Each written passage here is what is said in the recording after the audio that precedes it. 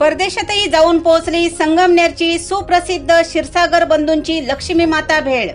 संगमनेर शहरातील राजमाता जिजाऊ मार्ग मालदार रोड येथील त्रिमूर्ती चौकात लक्ष्मी माता भेळ सेंटर आहे। संचालक सन्माननीय ज्ञानेश्वर भाऊसाहेब क्षीरसागर व पत्नी सौ अनुराधाताई अतिशय कल्पकतेने हा व्यवसाय चालवतात। उत्तम दर्जाचे तेल ते वापरतात, ग्राहकांना विनम्र व तत्पर सेवा देतात। या परिसरात अनेक विषयांचे शिकवणी वर्ग असल्याने विद्यार्थ्यांची प्रथम पसंती मिळाली ती लक्ष्मी माता भेळीलाच। ओली भेळ, सुकी भेळ खाण्यासाठी खवय्यांची मोठी गर्दी येथे होत असते। क्षीरसागर बंधूंची भेळ मुंबई, पुणे, नाशिकला तर पोहोचतेच, परंतु अमेरिका व सौदी अरेबियातही ती जाऊन पोहोचली हे विशेष आहे। संगमनेर शहरातून परदेशात भेळ पाठविण्याचा मान ज्ञानेश्वर क्षीरसागर यांना मिळाला, याचा अभिमान वाटतो। भविष्यात क्षीरसागर बंधूंच्या भेळीला मोठी मागणी राहणार आहे। जनसंवाद न्यूज चॅनल महाराष्ट्र राज्याचे मार्गदर्शक संदीप सातपुते यांनी संपादक दत्तात्रय घोलप यांच्या सहकार्याने घेतलेली सौ अनुराधाताई व श्री ज्ञानेश्वर क्षीरसागर यांची खास मुलाखत आपण पाहणार आहोत। न्यूज चॅनल महाराष्ट्र राज्याच्या ग्रेड भेटवारी फक्त रविवारी या विशेष कार्यक्रमासाठी संगमनेर तालुक्यामध्ये राजमाता जिजाऊ मार्ग तथा मालदार रोड परिसरात लक्ष्मी माता भेळ सेंटर जे कार्यरत आहे। चिखली येथील हे संपूर्ण परिवार आहे आणि आज आपण क्षीरसागर बंधूंचीच आणि अनुराधा ताईंची खास मुलाखत आज आपण घेतो आहोत। त्या निमित्तानं सर्व परिवाराचंच आपण स्वागत या ठिकाणी करूयात। नमस्कार। लक्ष्मी माता भेळ सेंटर इथे ही भेळ इतकी चविष्ट आणि स्वादिष्ट आहे। मी ही भेळ लहानपणापासून खाते। तुम्ही ग्राहकांना विनंती करते की तुम्ही ही भेळ खावी आणि तुम्हाला ही भेळ प्रचंड आवडेल। संगमनेर तालुक्यातील राजमाता जिजाऊ मार्ग तथा मालदार रोड या ठिकाणी लक्ष्मी माता भेळ सेंटर, खरं हे परिवार खरा चिखलीचा, हे भेळ सेंटर जे चालतं, येथील भेळ पुणे, नाशिक, मुंबईच नाही तर अमेरिकेपर्यंत जाऊन पोहोचली आणि या भेळ सेंटरचे संचालक ज्ञानेश्वर भाऊसाहेब क्षीरसागर आणि त्यांच्या सौभाग्यवती अनुराधाताई हे दोघेही या व्यवसायात यांनी जे यश मिळवलं त्याच्याबद्दल जनसंवाद न्यूज चॅनलच्या वतीनं आपण त्यांची ग्रेट भेट आज घेणार आहोत। नमस्कार। नमस्कार ज्ञानेश्वरजी आणि अनुराधाताई, आपण भेळ व्यवसायाकडेच कशी वळालात ते जरा दर्शकांना। अगोदर आम्ही सेंटरिंग काम, गवंडी काम हे काम करत होते। त्यानंतर संध्याकाळच्या वेळेत ते गावामध्ये जायचे, मोकळा वेळ असायचा त्यावेळेस ते कांदा कापायचे। कांदा कापायला लागल्यापासून म्हणजे त्यांना बऱ्यापैकी कांदा यायला लागला। मग आम्हाला अशी कल्पना आली आपणच का नाही ते करायचं। बरोबर। त्याला झाले 13 वर्ष होऊन गेले, 13 वर्षाच्या अगोदरचा। मग आम्ही म्हटलं चला आपण, आमच्याकडं भांडवल पण नव्हतं, फक्त 5,000 होते आमच्याकडं। नंतर आम्ही ते थोडे थोडे करून दुकानच टाकलं। त्यावेळेस धांदरफळा टाकलं होतं आम्ही दुकान, ते 2 वर्ष चालवलं। तिथून आम्ही रोजचं पावती पुस्तक तयार केलं, त्यामधून थोडे रोजचे 200, 300, 100 असे पैसे आले का टाकायचो। असे आमच्याकडं छोटा हत्ती घेण्यापुरते आम्ही पैसे केले 2 वर्षामध्ये। मग आम्ही तो छोटा हत्ती घेतला, पण अगोदर मला सुद्धा काहीच येत नव्हतं। मी सुद्धा शेती काम करायची, कुठं म्हणजे कांदे लावणं, कुठं टॅमॅटो तोडायचा, अशी शेती काम करायची। नंतर छोटा हत्ती घेतल्यानंतर आम्ही ते भेळीचीच गाडी तयार केली छोटा हत्तीची। मग ती गाडी आम्ही संगमनेरमध्ये आणली लावायला। तर लावल्यानंतर आम्हाला बऱ्यापैकी आमच्या हाताला आमच्या यश आलं, चव पण आली भेळीला आणि कस्टमर पण आमच्याकडं भरपूर प्रमाणात आम्हाला प्रतिसाद दिला कस्टमरनी। त्यामुळे प्रगती जी खरं तर अनेक उद्योजक, व्यापार, व्यावसायिक आपण पाहतो की गरिबीची कवचकुंडलं भेदूनच त्या विषयामध्ये मोठी होत असतात। आपली महालक्ष्मी भेळ आता खरं पुणे, मुंबई, नाशिक इथपर्यंत मर्यादित राहिली नाही, तर अगदी अमेरिकेला, सौदी अरेबियाला सुद्धा ती गेली। तर असं काय तंत्र आपण वापरलं की परदेशापर्यंत आपली चिखलीची मालदार रोडची भेळ जाऊन पोहोचली ते दर्शकांना सांगा। त्याच्याबद्दल असं आहे सर, आम्ही पहिल्यांदा असं थोडं करून आणि त्याची चव घेतली, स्वतः पहिल्यांदा खायचं, मग नंतर एखाद्या मित्राला म्हणा किंवा घरच्यांना म्हणा त्याची चव कशी आहे। बरोबर। आणि त्याच्या पद्धतीनं ते म्हणलं एक असं वाटलं का आपण यांना प्रदर्शनला असं वाटायला लागलं की त्याची चव कळायची, मग हे तुमची खरंच चांगली आहे, याच्यापेक्षा अजून काय बनवता येईल। तर मग थोडा बदल करून बघू. एखाद्याला वाटलं का आपल्याला यांची आपल्याला शेव खायची बुवा, याच्यात बदल काय करायचा, ते म्हणजे थोडी चिकट लागली तर चालेल. मग तसे त्या पद्धतीने आम्ही ती थोडी चिकट, कोणाला फिक्की अशी पापडी, कोणाला पापडी आवडत होती त्याच्या पद्धतीने मग ती पापडी आम्ही त्या पद्धतीने करून दिली. आणि कोण असं वाटलं का आपल्याला वाटतं बा का याच्यापेक्षा अजून थोडी चव वाढवायची आहे, तर कोणी परदेश आज आले प्रेक्षक आले कधी म्हणायचे थोडी सर आम्हाला थोडं अजून क्वालिटी द्या, तर त्या पद्धतीने आम्ही त्यांना क्वालिटी देत होतो. ग्राहकांना जे पाहिजे ते देण्याचा प्रयत्न खरा तुम्ही केला. ताई, आता मी पाहिलं तुमच्या दुकानात मुलं, कॉलेजची मुलं वाढदिवस वगैरे सुद्धा साजरे करतात. तर मग हे सगळे विद्यार्थी किंवा हे खरं आपल्या परिसरात खूप क्लासेस चालतात मालदाड रोडला, आणि ही मुलं मोठ्या संख्येनं आपल्या दुकानात येतात.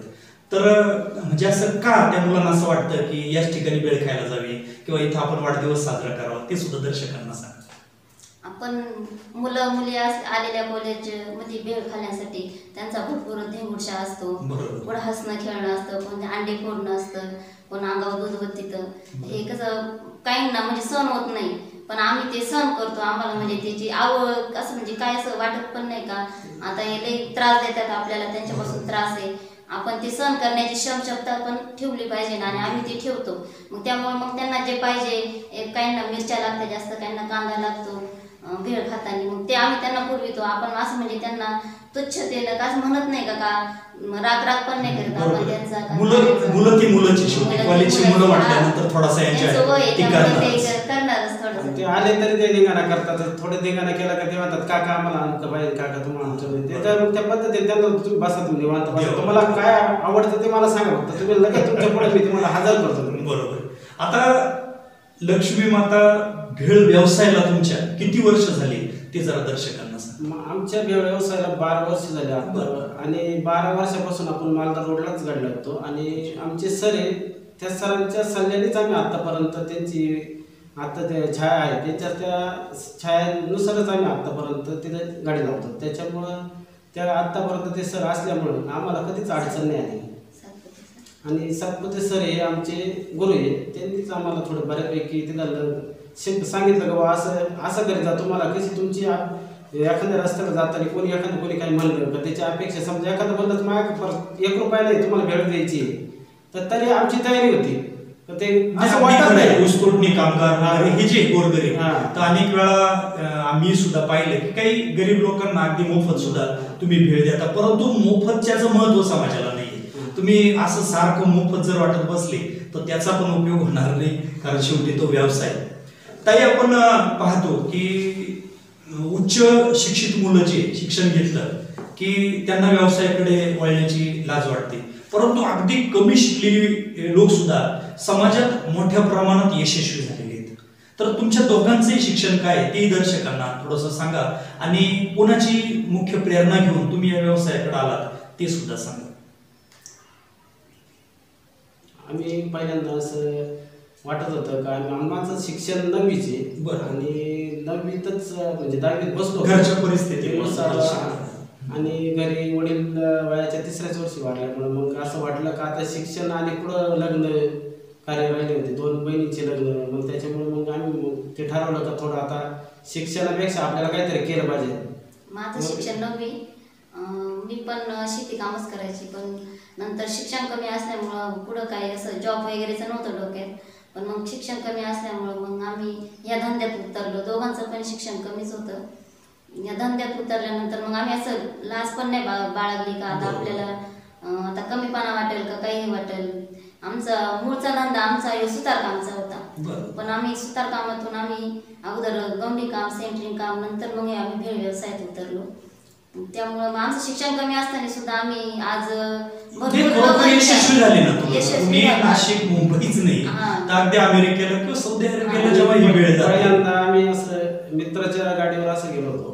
मित्राचं म्हणजे तेव्हा मित्र होता, काय शनिवारच्या दिवशी जायचं आणि पेमेंट वाटायची अडचण व्हायची, तर मग आता मालक सोमवारी देणार आहे. मग तर असं केलं, विचार केला का आपण त्याच्यात थोडं थांबलो तर शनिवारच्या दिवशी त्याच्याकडून पेमेंट घेऊन आपण हे करू का त्याच्यावर त्याला काहीतरी पर्याय होईल. तसंच आम्ही तिथं कांदा कापता शिकून गेलो का. मग त्यांनी मला सांगितलं का तू हे करण्यापेक्षा का तू हे करून पाहिजे, तुला जमलं तर पाहिजे, चांगलंच गोष्ट आहे.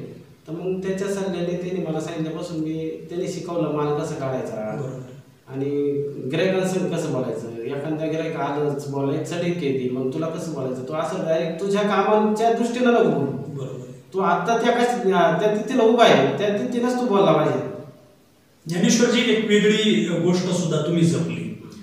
शहरात किंवा ग्रामीण भागात तेल जे वापरलं जातं ह्या प्रॉडक्ट्सला, ते जर चांगलं तेल वापरलं किंवा स्वच्छता वगैरे जर असेल तर त्या ठिकाणी ग्राहक आकर्षित होतो. तुम्ही या सगळ्या गोष्टी जपलात आणि म्हणून आज तुमचं एवढं नाव झालंय. जनसंवाद न्यूज चॅनेलच्या वतीनं तुमच्या भावी वाटचालीला सुद्धा आमच्या सर्वांच्या शुभेच्छा सातत्यानं तुमच्या बरोबर राहतील. पण आमच्या मुलाखती दरम्यान एक प्रश्न सातत्यानं आम्ही विचारत असतो की आजचे जे युवक आहे त्या युवकांना आपण काय संदेश द्याल, तो सुद्धा थोडा सांगा. आमचे शिक्षण 9वी असून सुद्धा म्हणजे आम्ही या स्टेपला आज आहे. पण तुम्ही काय ना तरुण मुला मुलींनी थोडं शिक्षण घेऊन पुढच्या वाटचालीसाठी जे हे पुढच्या वाटचालीसाठी आपण असं वाटतं तुम्हाला ऐकलं. आता कसं आहे, गरीबाचे पोरं थोडक्यात शिक्षण घेतात, कुणी शाळा शेती करते, शेती करूनच समजा आपल्याला त्याचा इफेक्ट नसेल, कुणी रोजानं जातं, 10वी 12वीचे पोरं समजा काही गावात बसतात, काही एक करा. फक्त आमची एवढीच विनंती आहे का तुम्ही जे गावात हे करतात का थोडं निदान तुम्ही धंद्याकडे लक्ष द्या. एखाद्या टायमाला तुम्ही चहाचं तरी टाकलं रे, किंवा एखादं म्हणलं मला भांगाराचं दुकान टाकायचं आहे, कुणी मला पेपर वाटायचे, याला अजिबात लाज आणि हे धरूच नका बघायचं का ते जिद्द ही महत्वाची राहते. लक्ष्मी माता भेळ सेंटरचे संचालक सन्माननीय ज्ञानेश्वरजी क्षीरसागर आणि अनुराधाताई हे दोघेही जनसंवाद न्यूज चॅनेल महाराष्ट्र राज्याच्या ग्रेट भेटवारी फक्त रविवारी या विशेष कार्यक्रमाच्या निमित्तानं तुम्ही जो आमच्यासाठी वेळ दिलात त्याबद्दल आमच्या चॅनेलचे संपादक दत्तात्रय घुलत, सहकारी प्रतिनिधी लहू सातपुते आणि आमच्या सर्व टीमच्या वतीनं आम्ही आपले आभारी आहोत.